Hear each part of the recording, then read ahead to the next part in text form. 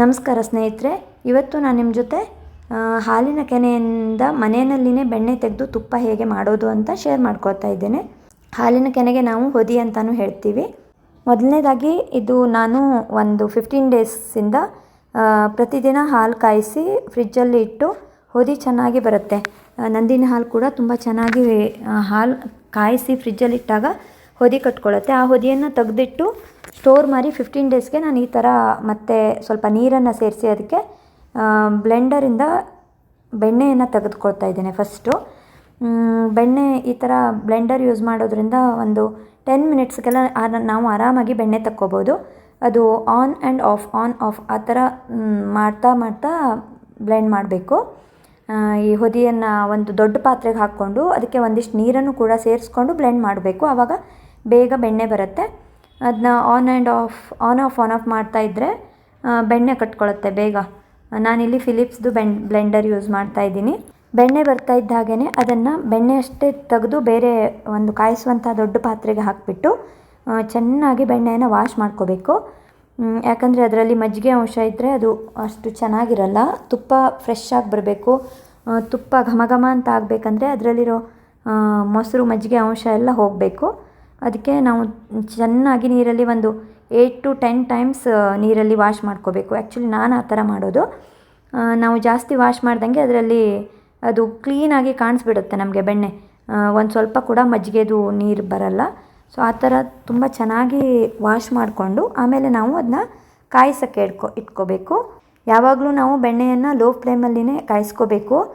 ಯಾಕಂದರೆ ಸ್ಟಾರ್ಟಲ್ಲಿ ಯಾವಾಗಲೂ ಈ ಬೆಣ್ಣೆಯನ್ನು ಕಾಯಿಸೋಕ್ಕಿಟ್ಟಾಗ ಒಂದೇ ಸಲ ಮೇಲೆ ಬರೋ ಚಾನ್ಸಸ್ ಇರುತ್ತೆ. ಅದಕ್ಕೇ ಆದಷ್ಟು ದೊಡ್ಡ ಪಾತ್ರೆಯಲ್ಲಿ ಲೋ ಫ್ಲೇಮ್ ಇಲ್ಲ ಮೀಡಿಯಮ್ ಫ್ಲೇಮಲ್ಲಿ ಕಾಯಿಸ್ಕೋಬೇಕು. ಕಾಯ್ತಾ ಇದ್ದ ಹಾಗೇ ಮಿಡಲಲ್ಲಿ ಒಮ್ಮೆ ನಾವು ಅದನ್ನು ಒಮ್ಮೆ ಮಿಕ್ಸ್ ಮಾಡ್ಬೋದು, ಇಲ್ಲ ಜಸ್ಟ್ ಅಲ್ಲಾಡಿಸ್ಬೋದು ಪಾತ್ರೆಯನ್ನು. ಸೊ ದಟ್ ಅದು ಎಲ್ಲ ಕಡೆ ಗಂಟು ಕಟ್ಕೊಳ್ಳೋದೇನಿದ್ರೂ ಕರಗಿ ತುಪ್ಪ ಆಗೋಕ್ಕೆ ಸ್ಟಾರ್ಟ್ ಆಗುತ್ತೆ. ಹಾಗೆ ತುಪ್ಪ ಆಗ್ತಿದ್ದಂಗೆ ಒಮ್ಮೆ ಜೋರಾಗಿ ಕುದಿ ಬಂದು ಸ್ವಲ್ಪ ದೊಡ್ಡ ಗುಳ್ಳೆ ಥರ ಬರೋಕ್ಕೆ ಶುರು ಆಗುತ್ತೆ. ಅದರ ನಂತರ ಅದು ಚಿಕ್ಕ ಗುಳ್ಳೆ ಉಳಿಯುತ್ತೆ. ಸೊ ಆ ಥರ ಆದಾಗ ನಮಗೆ ತುಪ್ಪದ ಘಮ ಹೊರಗಡೆ ಬರುತ್ತೆ. ಸೊ ಆಲ್ರೆಡಿ ತುಪ್ಪ ಆಗಿದೆ ಅಂತ ನಮಗೆ ಗೊತ್ತಾಗುತ್ತೆ. ನಾವೀಗ ಒಮ್ಮೆ ದೊಡ್ಡ ಗುಳ್ಳೆ ಬಂದಾಗಿನೇ ತೆಗೆದುಬಿಟ್ರೆ ಅರ್ಲಿ ತುಪ್ಪ ತೆಗೆಯೋದ್ರಿಂದ ಬೇಗ ತುಪ್ಪ ಹಾಳಾಗೋ ಚಾನ್ಸಸ್ ಇರುತ್ತೆ ಮತ್ತು ತುಪ್ಪದ ಘಮ ಅಷ್ಟೇನು ಚೆನ್ನಾಗಿ ಬರಲ್ಲ. ಅದೇ ತುಪ್ಪ ಒಮ್ಮೆ ದೊಡ್ಡ ಗುಳ್ಳೆ ಬಂದು ಆಮೇಲೆ ಚಿಕ್ಕ ಗುಳ್ಳೆ ಬಂದು ಅದೆಲ್ಲ ಸ್ಟಾಪ್ ಆದಮೇಲೆ ತುಪ್ಪ ತೆಗಿಬೇಕು. ಆವಾಗ ತುಪ್ಪ ತುಂಬ ಘಮ ಅಂತ ಬರುತ್ತೆ ಮತ್ತು ತುಂಬ ದಿನ ಚೆನ್ನಾಗಿ ಫ್ರೆಶ್ ಆಗಿ ಕೂಡ ಇರುತ್ತೆ. ಇದಕ್ಕೆ ನಾವು ಕಾಯಿಸೋವಾಗ ಕಲ್ಲುಪ್ಪು ಇಲ್ಲ ಸ್ವಲ್ಪ ಟೀ ಪೌಡರ್ ಕೂಡ ಸೇರ್ಕೋಬೋದು. ಏನು ಸೇರಿಸದೆ ಕೂಡ ಮಾಡ್ಕೋಬೋದು. ಕೆಲವೊಬ್ಬರು ಅದಕ್ಕೆ ಯಾಲಕ್ಕಿ ಕೂಡ ಸೇರಿಸಿ ಮಾಡ್ತಾರೆ.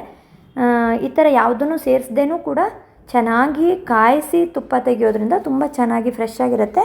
ಹಾಗೆ ತುಂಬ ದಿನ ಕೂಡ ಇಟ್ಕೊಂಡು ಯೂಸ್ ಮಾಡ್ಕೋಬೋದು. ನೋಡಿದ್ರಲ್ಲ ಎಷ್ಟು ಚೆನ್ನಾಗಿ ತುಪ್ಪ ಬಂದಿದೆ ಮತ್ತು ತುಂಬ ಜಾಸ್ತಿ ಕೂಡ ಬಂದಿದೆ. ಒಂದು 15 ಡೇಸ್ಗೊಮ್ಮೆ ಇಲ್ಲ 20 ಡೇಸ್ಗೊಮ್ಮೆ ಈ ಥರ ಹೊದಿ ಅಂದರೆ ಕೆನೆ, ಹಾಲಿನ ಕೆನೆಯನ್ನು ತೆಗೆದಿಟ್ಕೊಂಡು ನಾವು ಈ ಥರ ತುಪ್ಪ ಕಾಯಿಸ್ಕೊಳ್ಳೋದ್ರಿಂದ ತುಂಬ ಚೆನ್ನಾಗಿ ಮನೆಯಲ್ಲಿನೇ ಘಮ ಅಂತ ತುಪ್ಪನ ಮಾಡಿಕೊಂಡು ತಿನ್ಬೋದು. ನಂದಿನಿ ಹಾಲಿಂದ ಕೂಡ ತುಂಬ ಚೆನ್ನಾಗಿ ತುಪ್ಪ ಬರುತ್ತೆ. ಅದನ್ನು ಬ್ಲೂ ಪ್ಯಾಕೆಟಿಂದ ನಾನು ಮಾಡಿರೋದು. ಆರೆಂಜ್ ಪ್ಯಾಕಿಂದ ಮಾಡಿದರೆ ಇನ್ನೂ ಜಾಸ್ತಿ ಕೂಡ ಕೆನೆ ಸಿಗೋ ಸಾಧ್ಯತೆ ಇರುತ್ತೆ. ನೀವು ಟ್ರೈ ಮಾಡಿ ನೋಡಿ.